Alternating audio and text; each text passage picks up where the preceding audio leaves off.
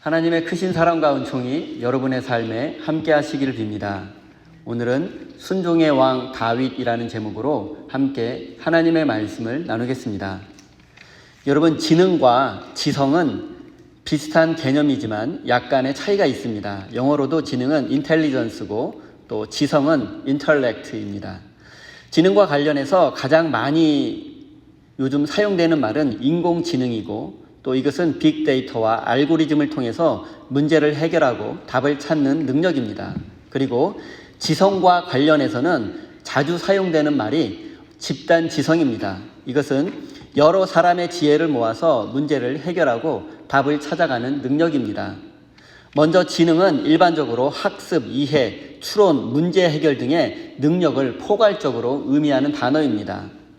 인간이나 동물이 가지는 지능은 다양한 영역에서 활용됩니다. 예를 들면 수학적인 문제를 해결하는 것이나 언어 이해, 공간 인식 등 다양한 지적 활동에 사용됩니다. 반면에 지성은 지능을 뛰어넘어서 인간의 정신적인 총체적인 능력을 가리킵니다. 이는 인간의 지능뿐만이 아니라 인간이 가지는 감정과 윤리, 창의성, 사회적 상호작용도 관련이 깊습니다. 지성은 인간의 내적 성장, 문화적 영향, 윤리적 판단 등을 포괄적으로 의미하는 단어입니다.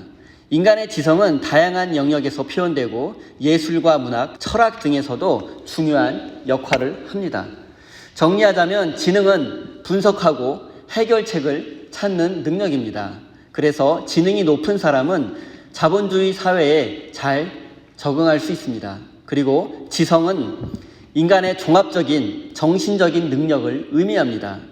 그래서 지성이 뛰어난 사람은 다른 사람과의 상호작용을 잘 할 수 있고 마음까지도 고려해서 판단하기 때문에 이 지성이 높은 사람은 뻔한 답을 선택하지 않을 수도 있습니다.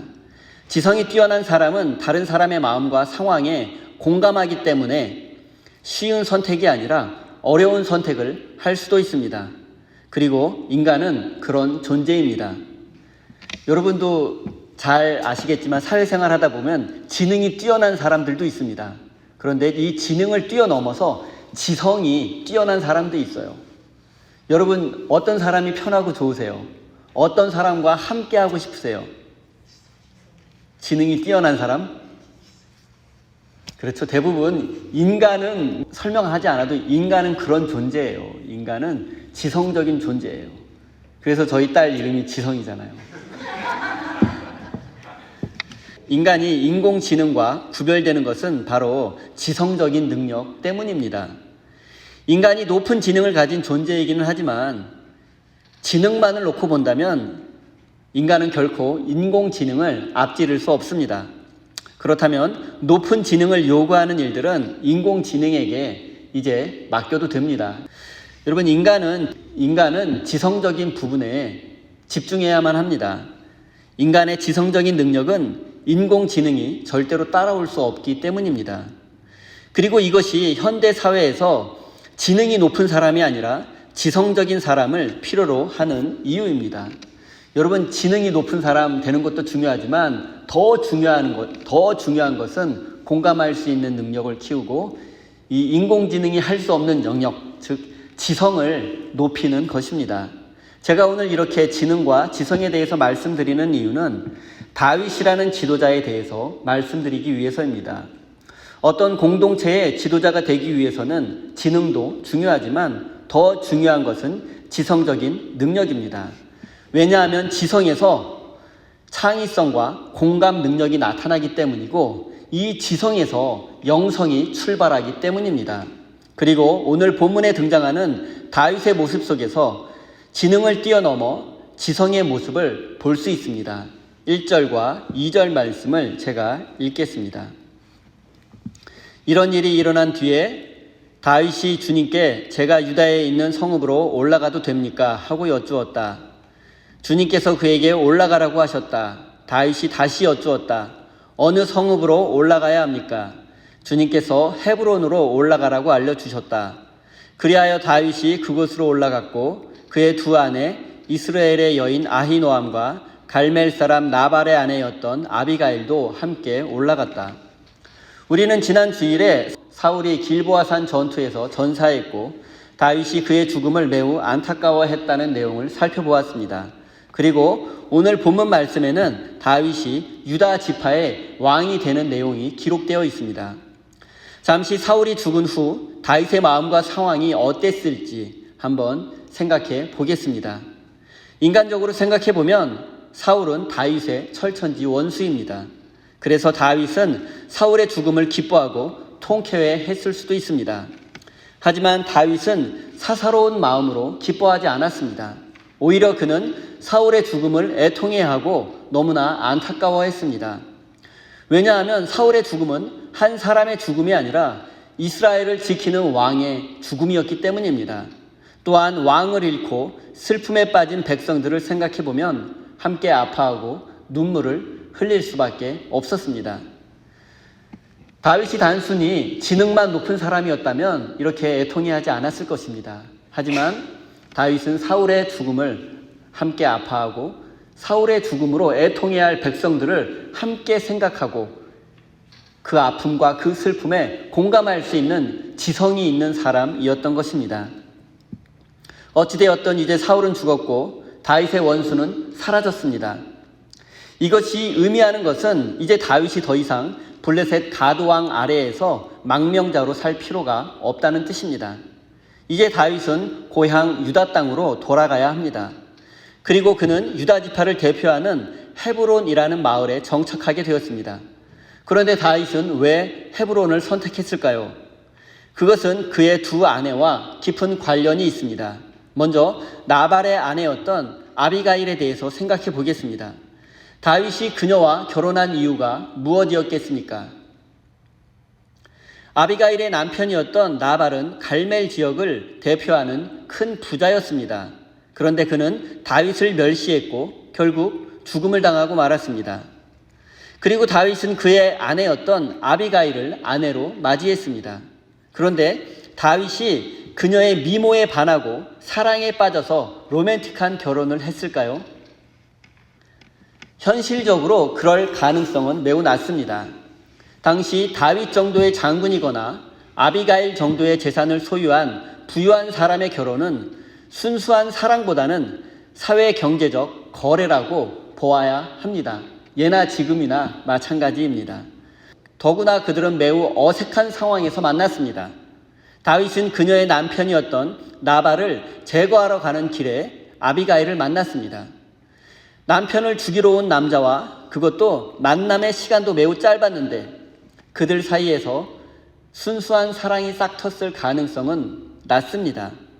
그렇다면 다윗과 아비가일의 결혼은 일종의 거래라고 보는 것이 옳습니다. 그리고 이 결혼을 통해서 다윗이 무엇을 얻었는지 생각해 볼 필요가 있습니다. 다윗의 목적이 그녀의 남편이었던 나발의 재산을 빼앗는 것이었다면 굳이 아비가일과 결혼하지 않아도 되었습니다. 얼마든지 무력으로도 그의 재산을 빼앗을 수 있었기 때문입니다. 하지만 다윗은 이 결혼을 통해서 더 큰 것을 얻으려고 했고 그것이 무엇인지 알기 위해서는 그녀의 남편이었던 나발의 사회적 지위에 대해서 생각해 보아야 합니다. 다윗은 빅픽처가 있었습니다. 나발은 갈멜 지역을 대표하는 부자였고 또한 갈렙의 후손이었으며 유다 지파의 지도자였습니다. 그리고 다윗이 지금 정착한 헤브론은 유다 지파의 영토였습니다. 그리고 고대 사회에서 왕이 죽고 난 후에 왕비와 결혼한 사람은 그 결혼을 통해서 왕이 될 수 있는 명분, 즉 왕이 될 수 있는 정통성을 얻을 수 있었습니다. 따라서 다윗은 나발의 아내였던 아비가일과의 결혼을 통해서 유다 지파의 지도자가 될 수 있었고 자연스럽게 헤브론을 다스릴 수 있는 명분을 얻을 수 있었습니다. 즉 다윗이 아비가일과 결혼했던 이유는 바로 그녀의 남편이 가지고 있었던 유다 지파 지도자의 정통성을 얻으려고 했던 것입니다. 여러분 한번 상식적으로 생각해 보십시오. 다윗이 어떻게 유다 지파의 왕이 될 수 있었겠습니까? 바로 얼마 전까지 사울 왕에 의해 쫓기는 사람이었고 이스라엘의 원수인 블레셋의 용병으로 활동하고 있는 다윗이 어떻게 유다 지파의 왕이 될 수 있었겠습니까? 바로 아비가일과 결혼함으로써 유다 지파 지도자의 정통성이라는 그러한 명분을 얻을 수 있었기 때문입니다. 하지만 다윗이 아비가일과 결혼했을 당시에는 유다 지파를 다스릴 수 있는 명분은 있었지만 사울에게 쫓기고 있었던 시기였기 때문에 그 명분을 행사할 수 없었습니다. 다윗은 유다 지파 지도자의 정통성을 얻었지만 그것을 지켜내고 행사할 수 있었던 힘이 부족했던 것입니다.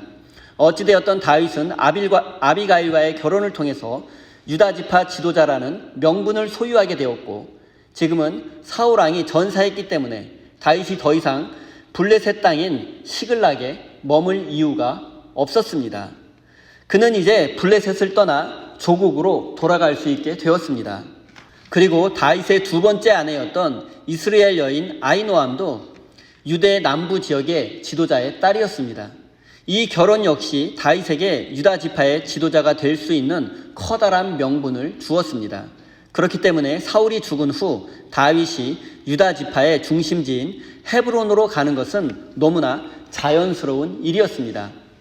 그런데 사무엘서 기자는 다윗이 자신의 판단으로 헤브론으로 간 것이 아니라 하나님께 기도한 후에 기도 응답으로 갔다고 말씀하고 있습니다. 그러니까 다윗은 하나님의 뜻에 순종해서 헤브론으로 간 것입니다. 여러분, 다윗을 한번 생각해 보십시오. 지능이 매우 뛰어난 사람입니다. 이미 광야에서 도망자 생활을 할 때, 블레셋에서 망명자로 있을 때에 이미 유다 지역의 지도자가 되고 싶은 꿈이 있었고 그것을 위해서 차근차근 준비하고 있었습니다. 매우 지능이 높은 사람입니다. 아비가일과 결혼했고 또한 블레셋 망명자로 있을 당시에는 전리품으로 얻은 막대한 재산들을 유다 지파 장로들에게 함께 나누어 주기도 했습니다. 미래를 내다볼 수 있을 만큼 매우 지능이 높은 사람이죠. 그러나 다윗은 지능만 높은 사람은 아니었습니다. 지성도 함께 겸비한 사람이었습니다. 지성에서 바로 영성이 나오기 때문입니다.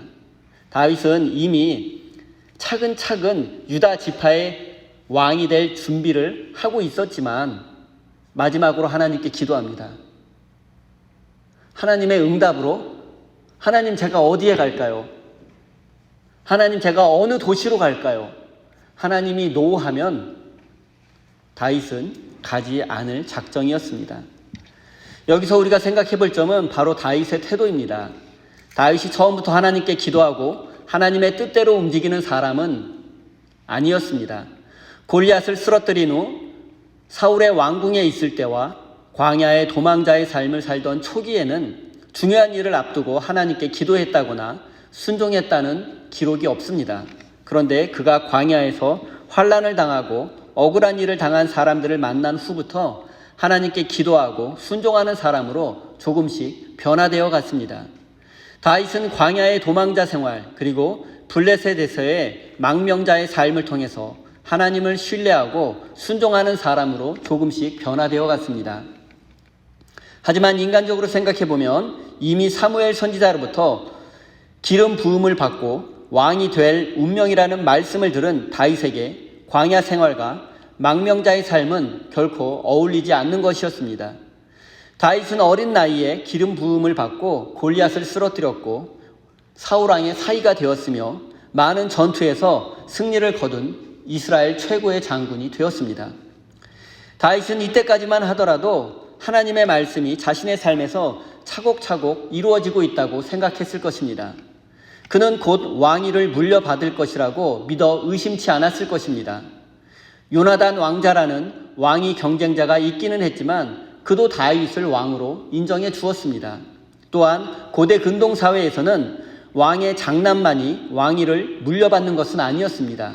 예를 들면 비슷한 시기에 이집트에서는 파라오의 자격이 사위에게 우선적으로 주어졌습니다. 이런 상황 속에서 본다면 다윗은 스스로 왕이 될 것이라고 충분히 생각했을 수도 있습니다.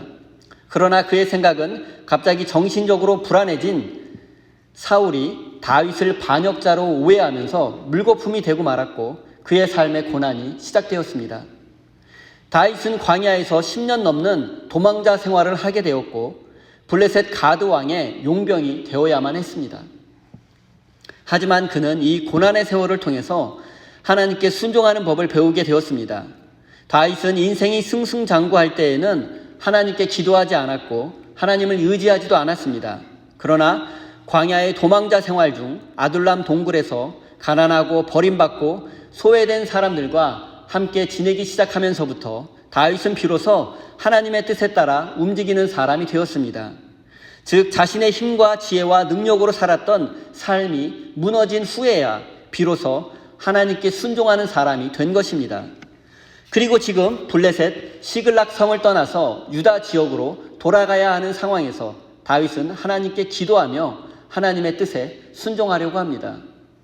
다윗은 이미 유다 지역으로 돌아갈 모든 준비를 마쳤지만 하나님께 기도하고 하나님의 응답을 받으려고 했던 것입니다. 그는 정말로 하나님께서 허락하지 않으면 그동안의 자신의 모든 준비와 노력이 물거품이 될지라도 유다 지파로 돌아가지 않으려고 했던 것입니다. 저는 이런 상상을 한번 해보았습니다. 만약 다윗의 인생이 골리앗을 쓰러뜨린 이후로 계속 승승장구하기만 했다면 어땠을까라는 생각입니다. 그는 아마도 하나님께 순종하는 법을 배우지 못했을 것이고 이렇게 중요한 문제 앞에서 하나님 앞에 기도하지도 않았을 것입니다. 다윗은 인생의 고난을 통해서 순종의 왕으로 거듭나게 되었던 것입니다. 하지만 고대 근동 세계에서는 순종의 왕이라는 말 자체가 성립되지 않습니다. 순종의 왕은 세모 모양의 동그라미와 같이 형용 모순입니다. 당시 세계에서 왕은 신이었고 신의 대리자였기 때문에 그 누구에게도 순종할 필요가 없었습니다. 반대로 모든 백성들은 왕에게 순종해야만 했습니다. 누군가를 의지하고 누군가에게 순종하는 사람은 결코 왕이 될 수 없었습니다. 그런데 하나님께서 이스라엘 왕에게 가장 원했던 것은 바로 순종이었습니다. 그리고 순종하는 왕이란 개념 자체가 존재하지 않았던 세상에서 다윗은 그의 삶 속에서 고난을 통해서 순종을 배웠고 순종의 왕으로 거듭나게 되었습니다. 사랑하는 성도 여러분, 여러분의 삶에 고난이 있다면 원망하거나 불평하지 마십시오. 그 고난은 여러분을 순종의 사람으로 만드시려는 하나님의 계획이며 하나님은 결국 여러분을 높여주실 것이기 때문입니다. 사랑하는 성도 여러분, 순종을 배우는 가장 확실한 방법은 고난입니다. 우리 삶에 고난이 없었으면 좋겠지만 고난이 없이는 순종을 배울 수 없다는 사실을 잊지 말아야 합니다. 분명 고난 그 자체는 고통스러운 일이지만 그 뒤에는 우리를 높여주시려는 하나님의 섭리가 있음을 믿으시기 바랍니다. 4절 앞부분 말씀을 읽겠습니다. 유다 사람들이 찾아와서 그곳에서 다윗에게 기름을 부어서 유다 사람의 왕으로 삼았다. 사무엘서 기자는 유다 지파 사람들이 다윗에게 기름을 부어서 유다의 왕으로 삼았다고 말합니다. 고고학자들의 연구에 의하면 당시 이스라엘 12지파 전체의 인구는 약 10만 명 정도 되었을 것이라고 합니다. 그 중에서 유다 지파의 수는 약 10,000명 정도가 넘었을 것입니다. 고고학자들의 연구를 절대시할 필요는 없지만 분명한 것은 유다 지파가 독립적인 왕국을 이룰 만큼 충분한 인구수를 가지지는 못했다는 점입니다. 당시 유다 지파는 여전히 가족과 가문을 중심으로 하는 부족 형태를 유지하고 있었습니다. 현실적으로 다윗을 유다 지파의 왕이라고 말하는 것보다 유다 지파의 유다 부족의 부족장이라고 말하는 것이 어울립니다. 그럼에도 사무엘서 기자가 다윗을 유다 지파의 왕이라고 말하는 것은 이후에 통일 이스라엘의 왕이 될 것을 염두에 두고 한 말입니다. 어찌되었든 다윗은 유다 지파의 왕이 되었습니다. 그런데 중요한 것은 유다 백성들이 그에게 기름을 붓고 왕으로 인정했다는 점입니다. 당시 다윗 곁에는 아비아달, 제사장이 있었으니 그가 백성들 앞에서 다윗에게 기름을 부었고 백성들은 그를 왕으로 추대했을 것입니다. 이것은 다윗이 하나님과 백성 모두에게 왕으로 인정받았음을 의미합니다. 다윗이 하나님과 백성들에게 인정받은 것의 의미는 이후에 등장하는 사울의 아들 이스보셋이 왕이 되는 과정과 비교해 보면 분명히 알 수 있습니다. 사울이 길보아 전투에서 전사한 후에 이스라엘의 실제적인 권력자는 사울의 군대 사령관이었던 아브넬 장군에게 돌아갔습니다. 그리고 그는 이스보셋을 형식적인 왕으로 세웠고 실제적인 권력자가 되었습니다. 그러니까 이스보셋은 아브넬이라는 권력자 한 사람에 의해서 왕이 되었지만 다윗은 하나님과 백성 모두에게 인정받은 진정한 왕이 되었던 것입니다. 이스보셋의 왕국은 다윗의 왕국보다 10배나 크고 강한 나라였지만 얼마 가지 못하고 역사 속에서 사라지고 말았습니다. 하지만 하나님과 백성들에 의해서 세워진 다윗의 왕국은 영원합니다. 이것은 오늘날 우리에게도 똑같이 적용됩니다. 눈에 보이지 않는 하나님이나 힘없는 사람들에게 인정받는 것이 인간적으로 생각해 보면 우리 인생에 별 도움이 되지 않는다고 생각할 수도 있습니다. 그렇게 생각하는 사람들도 있습니다. 하지만 돈과 권력을 가진 한 사람의 눈에 들고 그의 도움을 받을 수만 있다면 승승장구하는 인생, 성공하는 인생이 될 수 있다고 믿는 사람들이 많습니다. 그리고 인생을 짧게 생각해 보면 이런 생각이 맞을 수도 있습니다. 하지만 인생은 길고 하나님은 정의로운 분이라는 사실을 잊지 마십시오. 사랑하는 성도 여러분, 세상에서 인정받고 힘 있는 사람에게 인정받는 것보다 더 중요한 것은 하나님과 이웃에게 인정받는 것입니다. 왜냐하면 하나님은 이런 사람을 다윗처럼 영원히 높여주실 것이기 때문입니다. 4절 뒷부분과 5절 말씀을 읽겠습니다. 사울을 장사 지낸 사람들이 길르앗 야베스 사람들이라는 소식이 다윗에게 전해지니 다윗이 길르앗 야베스 주민에게 사절을 보내어 그들에게 이와 같이 전하였다. 야베스 주민 여러분이 사울왕의 장례를 잘 치러서 왕에게 의리를 지켰으니 주님께서 여러분에게 복을 주시기를 바랍니다. 블레셋 사람들은 사울의 시신을 찾아냈고 그의 머리를 잘라서 성벽에 걸어두었습니다. 그리고 이 사실을 알게 된 길르앗 야베스 사람들은 목숨을 걸고 사울의 시신을 찾아와서 장례를 치러 주었습니다. 그리고 다윗이 왕이 된 이후에 첫 번째로 한 일은 바로 이 길르앗 야베스 사람들을 칭찬해주고 자신의 편으로 포섭하려고 했던 것입니다. 먼저 길르앗 야베스와 사울 왕의 관계를 한번 살펴보겠습니다. 사울은 왕이 된 초기에 야베스 사람들을 구원해 준 적이 있었습니다. 길르앗 야베스는 요단강 동편에 있는 마을이었고 이스라엘 중심부에서 벗어난 상태였습니다. 그런데 어느 날 암몬 왕 나하스가 이끄는 군대가 야베스를 침략해 왔고 이때 사울이 군사를 이끌고 가서 암몬의 군대를 물리치고 야베스 주민들을 구원해 주었습니다. 그리고 이때부터 길르앗 야베스를 중심으로 한 요단 동편의 사람들은 사울왕의 강력한 지지자가 되었습니다. 그런데 이들은 사울왕이 전사했고 그의 머리가 블레셋 성에 걸려 있어서 사람들의 조롱을 받고 있다는 사실을 알게 되었습니다. 그래서 그들은 목숨을 걸고 사울의 시신을 수습해 와서 장례를 치러 주었습니다. 어려울 때 함께 있어주고 힘이 들 때 도와주는 친구가 진짜 친구라는 말이 있는데 길르앗 야베스 사람들은 사울의 진정한 친구였습니다. 당시 상황에서는 야베스 사람들이 사울의 시신을 수습하지 않아도 그들을 비난할 사람이 없었습니다. 하지만 그들은 자신들을 구원해준 사울에게 은혜를 갚고 의리를 지키는 쪽을 선택했습니다. 물론 이것은 매우 위험한 일이었고 목숨을 걸어야 가능한 일이었습니다. 그리고 다윗은 이런 그들에게 칭찬과 격려를 아끼지 않았습니다. 사랑하는 성도 여러분, 여러분에게는 어렵고 힘들 때 힘이 되어주는 친구, 아낌없이 도와주는 친구가 있으십니까? 기억하십시오. 여러분 인생의 가장 좋은 친구는 바로 예수님이십니다. 예수님보다 더 좋은 친구는 없습니다. 예수님께서 여러분과 함께 하시며 여러분을 언제나 도와주실 것입니다. 6절, 7절 말씀입니다. 여러분이 그러한 일을 하였으니 이제는 주님께서 여러분을 친절과 성실로 대하여 주시기를 바랍니다. 나도 여러분을 잘 대접하겠습니다.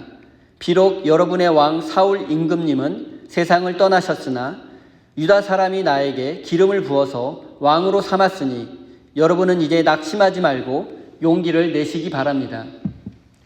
유다 지파의 왕이 된 다윗에게 가장 중요한 것은 나머지 11지파들의 지지를 받는 것입니다. 더군다나 사울 왕의 가장 강력한 지지 기반인 길르앗 야베스 백성들로부터 인정받게 된다면 나머지 북쪽 지파들로부터 쉽게 인정을 받을 수 있습니다. 그래서 다윗은 왕이 된 후에 첫 번째로 공식 업무를 시작했는데 그것은 바로 야베스 사람들에게 지지와 협조를 받는 것이었습니다. 다윗은 야베스 백성들에게 격려와 축복을 하며 비록 사울 왕은 죽었지만 자신이 유다 왕이 되었으니 여러분은 낙심하지 말고 용기를 내라고 말했습니다. 그런데 이 말은 단순한 격려의 말이 아니라 정치적 메시지를 담고 있는 말이었습니다. 다윗은 야베스 사람들을 잘 대접해 주겠다고 말했는데 잘 대접한다는 히브리 단어 토바, 이 토바라는 단어는 고대 근동 지역의 국가들이 서로 조약을 맺을 때 사용하는 단어였습니다. 그러니까 다윗은 당신들이 나에게 충성을 맹세한다면 내가 당신들을 지켜주겠다라는 뜻으로 말했던 것입니다. 또한 비록 사울은 죽었지만 자신이 있으니 낙심하지 말고 용기를 내라는 말은 당신들의 구원자 사울이 없다고 해도 두려워하지 말라는 뜻입니다. 내가 당신들을 사울 대신 지켜주겠다는 뜻입니다. 그리고 당신들은 나의 용사가 되어달라는 뜻입니다. 이제 더 이상 사울의 용사가 아니라 나의 용사가 되어서 나를 위해서 싸워달라는 뜻입니다. 그러니까 다윗은 단순히 길르앗 야베스 사람들을 위로하고 축복해 준 것이 아니라 이제 나에게 충성하라는 정치적 메시지를 보냈던 것입니다. 이제 야베스 사람들은 사울 가문에 끝까지 충성을 다할 것인가 아니면 새로운 왕 다윗을 섬길 것인가를 결정해야만 합니다. 여러분은 다윗의 이런 정치적 행보에 대해서 어떻게 생각하십니까? 속물 같다거나 너무 권력지향적이라는 부정적인 생각이 드십니까? 사람들은 보통 정치적 의도와 신앙의 순수함이 양립할 수 없다고 생각합니다. 그런데 과연 순종과 인간의 자율적 판단이 양립할 수 없는 것 같습니까? 이런 것이 양립하기 어려운 것은 사실이지만 불가능한 것은 아닙니다. 길르앗 야베스 사람들을 포섭하기 위한 다윗의 정치적 행보가 하나님의 뜻에 순종한 신앙적 행동이었을 수도 있습니다. 하나님께서 인간에게 요구하시는 것은 맹목적인 순종이 아니라 그 뜻을 정확히 이해한 인간의 자발적인 순종입니다. 단지 우리가 기억해야 할 것은 오늘 사무엘서를 읽고 있는 우리들은 다윗이 이스라엘의 가장 빛나는 왕이 될 것을 이미 알고 있기 때문에 그의 정치적 행보가 하나님의 뜻을 이루는 과정이며 순종이라는 사실을 이미 우리는 알고 그렇게 믿고 있습니다. 여러분, 하지만 다윗 당시의 사람들의 입장에서는 끝까지 사울 가문에 충성하는 것이 하나님의 뜻인지 아니면 다윗을 새로운 왕으로 지지하는 것이 하나님의 뜻인지 알기 매우 어려웠을 것입니다. 하나님의 뜻이 확실히 드러나는 순간은 많은 시간이 지나고 난 후에 그것들의 결과가 밝히 드러날 때이기 때문입니다. 사랑하는 성도 여러분, 이것은 오늘날 우리에게도 마찬가지입니다. 우리는 하나님의 뜻이 무엇인지, 하나님의 섭리가 무엇인지 알지 못해 힘들어할 때가 많습니다. 이때 조심해야 할 것은 나와 내가 속한 집단의 이익을 하나님의 뜻이라고 착각해서는 안 된다는 점입니다. 나와 나의 가정 그리고 우리 교회의 이익이 되는 것이 하나님의 뜻이 아닐 수도 있습니다. 때로는 내가 희생하고 때로는 우리 교회가 손해를 보는 결정을 하는 것이 하나님의 뜻이고 하나님의 섭리일 수도 있습니다. 우리는 언제나 잊지 말아야 합니다. 하나님은 한 영혼을 온 천하보다 사랑하시고 십자가를 지고 예수님을 따라가야 한다는 사실, 여러분, 이것이 가장 분명한 하나님의 뜻이고 섭리라는 사실을 잊지 말아야 합니다. 사랑하는 성도 여러분, 다윗은 유다지파 헤브론으로 갈 모든 준비를 마쳤지만 하나님 앞에 엎드려 하나님의 뜻을 구하고 순종했습니다. 또한 길르앗 야베스 백성들에게 자신에게 순종하라는 정치적 메시지를 보냈지만 그것은 왕이 되려는 욕심이나 야심이 아니라 새로운 이스라엘을 만드시려는 하나님의 뜻에 순종한 결과였습니다. 사랑하는 우리 세임교회 성도 여러분, 어떤 상황에서든 여러분이 할 수 있는 최선을 다하십시오. 그리고 하나님의 뜻을 구하고 하나님의 은혜를 구하십시오. 또한 개인적인 야심을 하나님의 뜻으로 착각하는 어리석은 자가 되지 않도록 항상 깨어 있으시고 좁은 길, 진리의 길로 인도하시는 주님을 따라 묵묵히 믿음의 길을 걸어가시는 참된 그리스도인이 되시기를 예수님의 이름으로 축원드립니다. 기도하겠습니다. 하나님, 다윗은 유다지파의 왕이 될 모든 준비를 마쳤지만 자신의 힘으로 왕이 되려고 하지 않았습니다. 오히려 하나님의 뜻을 구하고 하나님의 도우심을 바랬습니다. 하나님, 우리가 인생 속에서 해야 할 일들은 마땅히 최선을 다해야 하겠지만 언제나 하나님의 뜻이 무엇인지 잊지 않게 하시고 내가 내 인생의 주인공이 되어서 내 삶을 살겠다는 불신앙을 버리고 하나님 앞에 엎드려 은혜를 구하는 겸손한 인생, 순종하는 인생이 되게 해주십시오.